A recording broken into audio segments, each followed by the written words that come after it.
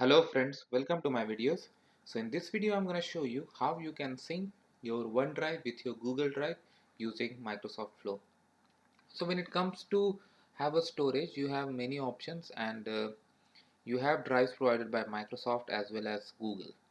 So people sometimes try to compare that whether they should go for OneDrive or Google Drive, their benefits, advantages, etc. But how about this? If you can have both and you can keep them in sync, well, this is really possible. And this is how it actually works. So what you got to do is you got to create a flow as I have shown.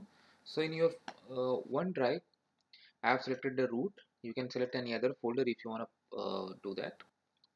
And then once the file is created, you got to create a file in Google Drive. You need to create appropriate connection, of course, using the credentials that you have. And folder path, again, you can select if you want to go to a particular folder or root, file name and file content. And this is how it works. So once it is done, I'll show you how it actually works by triggering it. Okay, so I'm in my OneDrive and I'm gonna upload a file and then I'm gonna see if that gets synced or not. Let's try.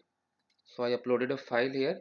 So now I'm gonna check if the flow has picked it up or not. I see the flow has actually picked it up.